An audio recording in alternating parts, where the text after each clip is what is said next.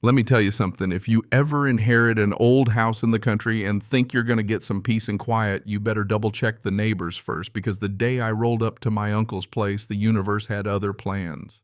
I mean, there I was, barely off the highway, driving under a sky so black it felt like the world just gave up on stars. And what did I find? 12 years of dust, a busted porch light, and an envelope with my name on it. Only instead of welcome home, it might as well have said, good luck, sucker. First night I didn't even unpack, just dropped my bag by the door and crashed on the couch, boots and all. Didn't even bother to take my jacket off. But before the sun even considered rising, 5:34 a.m. to be exact, the door starts rattling like someone's trying to collect on a debt. And not just any knock, but the kind that screams authority, or maybe someone who watched a few too many cop shows. I open up, and right there on my porch, I got the human trifecta, two guys in rent-a-cop uniforms and a woman who looked like she could cut glass just by talking at it.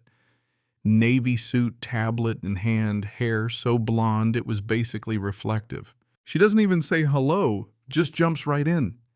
You are? Like I'm the one trespassing. I tell her I live here. This is my uncle's place, inherited fair and square paperwork in triplicate, thank you very much. But she's not blinking. Instead, she tells me I've wandered into Cypress Hollow, some neighborhood with a board and a bunch of rules I've never even heard of. And apparently, according to her, my mere existence is a violation of Section 8, subsection whatever the hell. I'm standing there still half asleep thinking, am I really arguing about imaginary lines before I've even had coffee? She introduces herself, Karen Mills, president of the Cypress Hollow HOA. Of course she's named Karen, tells me I'm on their turf now, something about a 2019 board vote, controlled access roads and procedures. I tell her point blank my place predates her little fiefdom by 60 years. My uncle refused every offer, and I've got the letters and court filings to prove it. She smiles all tight and plastic and says, as of 2019, your property is under our jurisdiction. Like you can just wave a tablet around and rewrite history. Her officers stand there, arms folded, like they're itching to try out the handcuffs. I say, you so much as touch me, I'm calling the sheriff. Karen doesn't even flinch, tells me I've got 72 hours to vacate, or enforcement will follow. I'm sorry, but are they going to send a knitting club after me? They stomp off, post a piece of paper on my door. Big letters. Notice of non-compliance, immediate removal required. I rip it down, stuff it in my pocket, and call the sheriff before breakfast. Sheriff Mendes is a good man, old school, no patience for drama. He's laughing before I'm even done explaining. Chris, your land's not in Cypress Hollow. Never has been.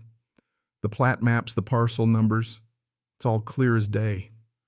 He promises to send someone by, and I decide I'm going to get every document the county's got. By noon, I've got a folder thick as my forearm maps court rulings, proof my uncle fought off the HOA once already. I guess stubbornness runs in the family. But the game just starts heating up. When I get back home, there's a bright orange private road HOA access only sign chained right across my driveway. And behind that, a steel gate padlocked and blocking my way like some medieval drawbridge. I call Mendes, his deputy comes out, helps me cut the chain, takes pictures, leaves a warning taped to the post. Unlawful barricade under investigation, but I know Karen's not giving up. So I take the fight to them. March into their community office, which is just a trailer that smells like cheap air freshener and old coffee, and demand to see the board president. Karen walks out with a mug that says HOA keeping standards high. I slap the deed court ruling and photos on the desk. You're breaking the law, I say. She barely looks at them, just repeats that their board voted in 2019, and that's that. Internal governance, she calls it. I tell her you don't get to redraw my property lines with a Sharpie in a committee meeting. Her smile doesn't reach her eyes. That night I install 4 security cameras, solar-powered, motion-triggered, covering every inch of my porch and fence line. At 2:43 a.m., the phone pings 3 hooded figures, taping another final warning to my door, then sprinting off like kids ding-dong ditching. The next morning, there's a brand new gate down my drive with a keypad and a bored-looking guy in a vest acting like he's guarding Fort Knox. He tells me I need an RFID card. I show him the sheriff's warning, the county map. He just shrugs. You gotta call the board. So I walk the property line with the county surveyor Alvarez. She's all business, checks the GPS and says they put the gate on your land. No record, no notice, nothing legal. The guy in the booth tries to shoo us off, but when I mention the court order, he gets cagey, won't even say Karen's name. Just the board. It's all bluster and borrowed power.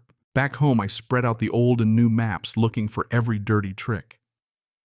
The HOA's 2019 map is a patchwork of forgeries, signatures from people who'd either moved away, never lived there, or in one case died 2 years before the vote. Even the digital file was doctored. It's like a bad ransom note, only with more legalese. I start building my case, documenting every little scam gate placement, false notices, mailbox violations, even wildflowers counted as excess vegetation. Every time I fix one thing, they come up with another. When they cut my water off, literally sawed through the main line and zip-tied an HOA tag to it, I lost it. Then my mail gets redirected, fake signature, and all to a P.O. box run by the HOA. I rush to the post office, flag the fraud, and fix the route. Meanwhile, Karen's goons show up with a tape measure and clipboard trying to cite me for structure encroachment. I catch them on camera, tell them to step off my land or the county will do it for me. That night, everything goes to my lawyer, Caroline Young Sharp, handshake like steel. She looks over the pile and says, "We sue. Civil harassment, property interference, mail tampering, utility sabotage, the works." Turns out Karen's family owns half the HOA's vendor companies too. Caroline files a cease and desist, then starts digging for fraud. Next morning, 2 fake HOA officers show up with a laminated eviction notice again on my land. I call the sheriff. He rolls up, cuffs them on the spot for impersonating law enforcement and starts a formal investigation. But Karen doubles down, sends contractors to build another illegal gate complete with motion sensors and a camera. Caroline gets a restraining order, a court order for immediate removal, and a county crew tears the whole thing down. But these folks don't know when to quit. My water gets cut again. My mail redirected again. This time I don't just fix it, I file a criminal complaint. Water sabotage, mail fraud, impersonation, you name it. Caroline calls it time to go nuclear. By now the county, the sheriff, and the DA are involved. More fake code enforcement guys show up. This time I hit the panic button. Sheriff Ortega himself arrives, arrests them, and orders the gate evaluated for removal. That same day, they issue a warrant for Karen. She gets picked up at her own HOA lunch, still claiming she is the law here. If only you could have seen the look on her face. Turns out the whole annexation was built on forged votes, dead neighbor signatures, and fake meeting minutes. Even the architectural plans came from Karen's husband's LLC, dated 3 months before the phony vote. In court, Caroline shreds every piece of evidence.